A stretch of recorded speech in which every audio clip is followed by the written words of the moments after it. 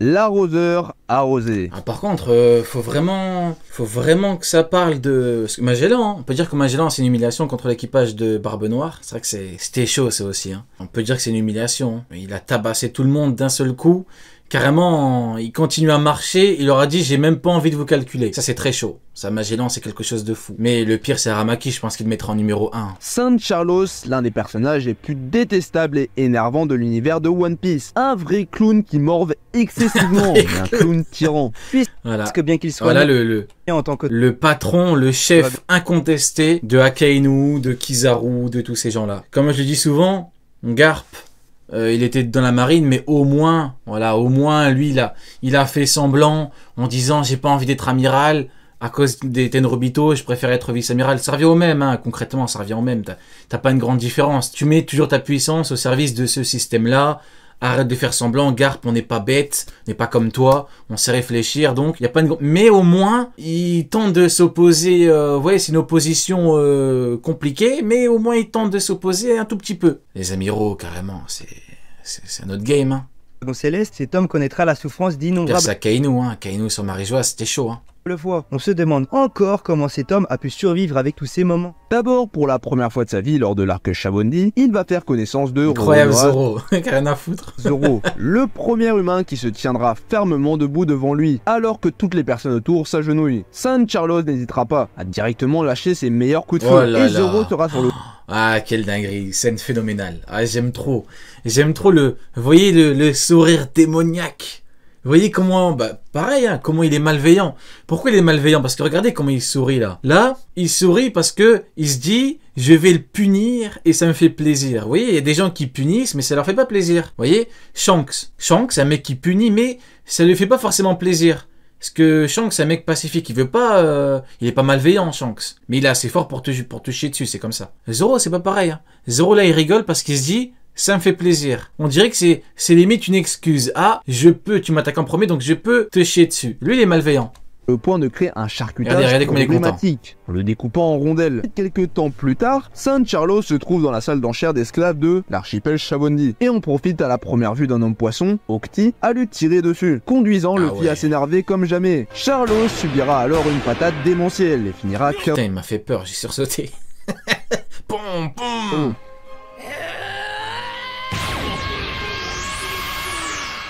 Lors de la rêverie, on a l'occasion de revoir Carlos. Il va encore choper une princesse, mais cette fois-ci c'est Shirahoshi. Le gros calibre qu'il veut prendre. Personne ne peut intervenir et ça met une grosse tension dans la zone. Sauf que Mewsguard arrive et après quelques pansements, il va revenir dans la zone précédente. Sauf que Léo et Sai vont arriver sous la protection de Mewsguard. Et le fumer, une humiliation méritée pour l'un des pires dragons célestes. Le jour où les rookies ont connu la terreur de la marine.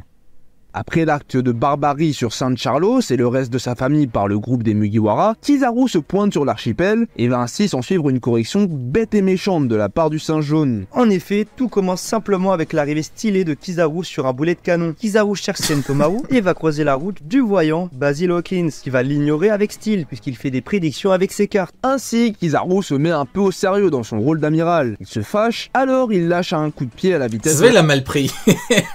Kizaru, il fait genre le mec nonchalant, il fait genre le mec qui s'en fout. Ça se voit, il a très mal pris le manque de respect d'Hawkins. C'est vrai que ça, il faut le souligner, parce qu'Hawkins, il était devant lui, carrément, il jouait avec ses cartes. Il était là en mode relax, les mecs. Ce n'est qu'un amiral. Relax, tout ira bien. On n'est pas face à un Yonko, c'est pas Kaido, c'est pas Big Mom.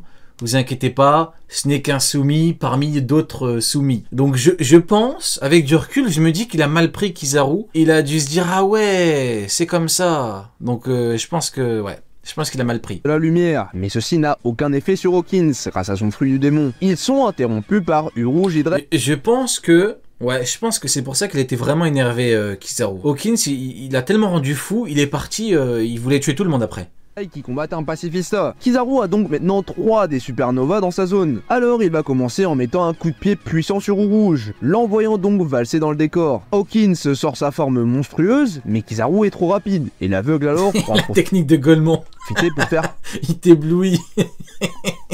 piou-piou sur On dirait qu'il te met ses doigts dans les yeux, vous voyez, technique de fou. son corps. Heureusement, il est sauvé Formidable. par le mini-concert de Apu, qui est en fait une attaque déguisée sur Borsalino. Apu décide donc de partir après son attaque, mais Kizaru se relève grâce aux particularités de son Logia, et envoie une retournée acrobatique sur Apu. Il enchaîne par une téléportation, un coup sans vergogne sur Drake, et enfin un laser qui finira par faire mouche sur le corps de Basil Hawkins. On retrouve tout le groupe que Kizaru a attaqué en PLS au sol, se plaignant de douleur et pour d'autres carrément KO. L'humiliation de la Charlotte Family. Oh non, ils ont même pas mis Aramaki. Non, les frérots, vous abusez. Mais non, t'es obligé de mettre Aramaki quand même. C'est pas vrai, ça. Mais non, tu peux pas l'oublier. C'est la plus grande humiliation de tous les temps. Le mec qui vient en mode, faut regarder tout ce qui entoure l'humiliation. Vous voyez, c'est pas juste un mec qui vient et qui tabasse un autre mec pour rien. On s'en fout. C'est pas intéressant. C'est quoi qui fait d'une humiliation une vraie humiliation? C'est ce qui entoure le truc. Et un mec qui vient et te dit, je vais prendre toute une alliance, mais il se fait gifler par une partage de co. Vous voyez ce que je veux dire? Bah non, dommage. C'est dommage. Big Mom, étant pourtant réputée pour être la femme la plus puissante du monde, s'est fait humilier de nombreuses fois, et ceci sans consentement. D'abord, Jinbe durant l'arc Wall Cake Island lui a clairement fait face et a quitté son équipage devant tout le monde pour rejoindre celui de Luffy. Elle a voulu lui une humiliation, ça. mettre la pression en prenant son espérance de vie. Sauf que Jinbe restait inébranlable à la pression de Lin Lin. Ainsi, elle est passée pour une débile. D'ailleurs, merci à l'horrible timbré qui est Jinbe, merci beaucoup à lui, d'avoir confirmé que le roi des pirates chie matin, midi et soir sur un Yonko. Ce qu'il a dit, je m'en fous d'une Yonko, parce que moi je suis le timonier de l'équipage du futur roi des pirates. Donc merci beaucoup à ce timbré d'avoir validé ce propos. Effectivement, c'est vrai qu'il a complètement validé le bail, donc on peut le remercier. Merci à toi, Jinbe. En ne réussissant pas à le punir pour son acte. Ensuite, Luffy a saccagé son gâteau et l'a rendu folle. Carrément, elle est devenue anorexique tellement elle voulait le manger. Brook a détruit sans pression le portrait de sa figure maternelle, Mother Carmel, et s'est tapé une barre juste après. Rien que dans cet arc, ça pouvait déjà suffire. Mais non, Oda en a rajouté une couche avec Wano Kuni. En effet, ici c'est la totalité de son équipage qui s'est fait humilier, car une première fois, l'équipage arrive sur les terres de Wano Kuni. Ah, ça c'est une dinguerie. Ça c'est une vraie dinguerie par contre. Ça c'est très grave. Éjecté de l'île Parking. Ensuite, Marco va reproduire le même acte à son arrivée sur le pays. 2 fois, putain, c'est une dinguerie. Et ça, après bon, grandit. En vrai, prenons les faits. Il fallait trouver un moyen de dégager l'équipage qui est trop fort, parce que faut bien comprendre que si la marine se chie dessus pour une alliance de Yonko, bah c'est parce que 2 équipages Yonko, c'est une dinguerie. Déjà de base, tu mets l'équipage de Kaido avec Big Mom, c'est de la folie. Mais en plus, si tu rajoutes l'équipage de Big Mom avec en plus bien sûr les commandants, enfin là il n'y avait pas Cracker, hein. Mais mettez Cracker à Marineford. Dites-vous, hein, les Pacifista, quand ils sont arrivés à Marineford, c'était chaud. C'était l'arme secrète du GM. Mettez Cracker, qui fait plein de soldats biscuits. Un soldat biscuit chie sur Luffy, qui vient de battre Doflamingo. Vous avez vu comment Luffy l'a galéré? Ah voilà, ça c'est un seul soldat biscuit. Donc forcément, rien que si tu mets Cracker, c'est un truc de fou. Maintenant tu rajoutes Smoothie, tu rajoutes Katakuri. Bon voilà, fallait bien les dégager. Bon, même si là, pour le coup, il y avait que Smoothie. C'était trop puissant. A fait son compère et les King. Alors ça conduira à cette fameuse perte de mémoire qui rendra Big Mom et bien naïve. En tout cas, j'espère que vous avez bien compris que même les plus puissants n'arrivent pas à éviter l'humiliation, que ce soit le petit pirate sur Grand Line jusqu'à la Yonko Big Mom. Ouais, c'est dommage. C'est juste dommage que ça n'a pas parlé d'Aramaki. Limite, je comprends pas. Honnêtement, je suis dans l'incompréhension là. Pour moi, ça paraît tellement évident que t'es censé en parler quoi. Mais bon, c'est pas grave. L'équipage des Mugiwara contre les Shichibukai. Vous me connaissez, je ne suis qu'un homme, bien évidemment, totalement bienveillant. Shichibukai, Mihawk, Zoro, Luffy, on clique, c'est parti. Ah ouais, Moria, il a le niveau ICP9 level. Ah ouais, d'accord. Ouais, ça commence bien. Ça commence très bien. Usopp, il a le niveau low CP9. Et Moria, il a le niveau ICP9. D'accord, ça démarre très bien. Putain, c'est la première seconde de la vidéo là quand même. Hein. Alors, je sais pas s'ils pensent que Moria est un petit. C'est pas un petit Moria. T'as vu ce qu'il a fallu pour le battre? Carrément, à la fin, Moria, il a fallu que le mec mange trop d'ombre. Le mec, il était trop fort, donc il a fallu qu'il ingurgite trop d'ombre. Et à la fin, il a fallu que le truc tombe sur son bide.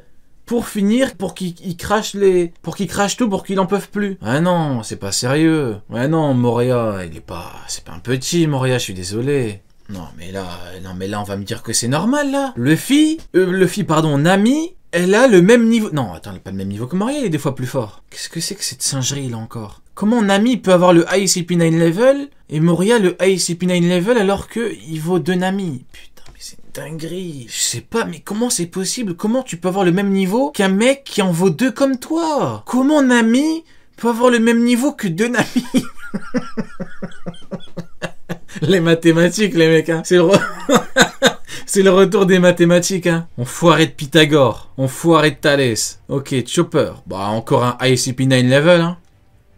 C'est complètement logique. Encore un ICP9 level. Encore un mec qui est tombé sous les coups de Thalès. Ok, Brook, il a le ICP9 level, ok. Donc ils ont tous le ICP9 level au retour, hein. C'est ok, c'est très pertinent. Ok, ouais, bon, pourquoi pas. Robin Timeskip, elle revient avec le niveau de Rob Lucci également, ok. Donc Robin revient avec le niveau de Gecko Moria. Donc, dans l'équipage des Mugiwara, il est plus fort. D'accord, ok. Donc, dans l'équipage des Mugiwara au retour, t'as Franky, Brook et Robin qui ont le niveau de Gecko Moria. Personne au courant, à part le mec qui a fait la vidéo. Ok, très intéressant. Franky, il a le niveau de Gecko Moria. Ok, Moria Zombie Executive Level. Non mais c'est pas possible. Mais comment Gecko Moria il peut valoir la moitié de Pecoms? C'est pas possible en fait. Comment Pecoms il peut gifler 2 Moria? Je cherche le cheminement qui a amené à cette conclusion. Ou Usopp full power, mais qui sont en full power ou pas en full power, on s'en fout, il est nul lui. On s'en contrefout, il est nul. Comment Usopp il peut avoir le niveau de Gecko Moria? Mais c'est dinguerie. Nami, elle vaut 2 Gecko Moria. 2 Gecko Moria, les mecs. Non, je crois qu'on connaît pas le même, hein. Je pense qu'il voulait dire Absalom ou une connerie comme ça. C'est un connard. Ou une connerie comme ça, mais... Sanji qui revient et qui vaut 2 Gecko Moria, ok, très intéressant. Il a skip Trailer Bark. Non, il a pas skip Trailer Bark, frère. Il a tout skip. Il a tout skip. Chopper, il vaut 3 Gecko Moria. Ah, je suis mort, c'est incroyable. Ils sont trop forts. Crocodile, il veut 3 Gecko Moria. Attendez, j'allais dire attendez, mais en fait non, il n'y a pas d'attendez, il n'y a pas de... Un moins qui parle du Gecko Moria mort, vous voyez? Peut-être que Gecko Moria il est mort dans sa tête et il parle de ce Gecko Moria là. Sinon je comprends pas. Luffy Timeskip qui revient avec le niveau d'Oven. Ok. Après on a Trafalgar Law Warlord avec le niveau de Oven. Waouh. Mais putain, mais c'est une dinguerie. Mais ils me rendent fou. J'ai déjà réagi au pire power level. Et vous voyez, normalement, il n'y a plus rien qui me choque. Mais là, c'est pas possible. Comment tu peux avoir... T'as le même niveau qu'un mec plus que 2 fois plus fort que lui, t'as son niveau. Je comprends pas, bon, de toute façon... Brook Full Power, il a le Executive... le High... Ah non, High Executive. High Executive, genre, c'est le haut du panier. Genre, c'est les meilleurs Tobiropo. Donc, Robin Full Power, High Executive Level... La forme de fou, waouh. Ok, Trafalgar Law, il est toujours 2 fois plus fort. Zero Timeskip base, il a le niveau d'Oven. Ils ont vraiment un souci avec les niveaux. Hein. Faut vraiment qu'ils commencent à travailler, pluriel, commencent à travailler leur gestion des niveaux. Hein. Mais pourquoi Franky est aussi fort par rapport au Vice? Ah, Jinbei. Enfin, un peu plus de divertissement. Donc... Jinbei, il a le niveau de Jack, il n'y a personne qui est au courant. Dans le monde de One Piece, il n'y a personne qui est au courant. Tu demandes est-ce que Jinbei a le niveau de Jack, personne n'est au courant. Tu leur demandes est-ce que Jinbei peut gérer une armée de Sulong, tout le monde te chiera dessus. Si tu leur dis Jinbei, il fait ce que Jack fait, tout le monde t'insulte. Mais non, il a son niveau, pourquoi pas. Ça doit être Neil qui a fait la vidéo. En vrai, c'est possible, oui. On va mettre Jinbei contre 6 ou 7 Sulong, on verra comment il va gérer le frérot. Non, comme je le dis souvent, non, blague à part, comme je le dis souvent, moi j'attends des preuves, mais on n'est pas à l'abri que demain il nous montre qu'il en est capable. Mais c'est comment est-ce qu'il aura atteint ce niveau? Écoutez, peut-être qu'en battant le terrible Ozu, il a évolué, hein, c'est possible. Hein. Donc Kuma, il a le niveau de Jack. Ok, donc là après, donc du coup tous les Shibukai c'est que des Jack après. Ok, donc Kuma égale Jack, Jinbei Warlord. Comment ça, c'est pas le même?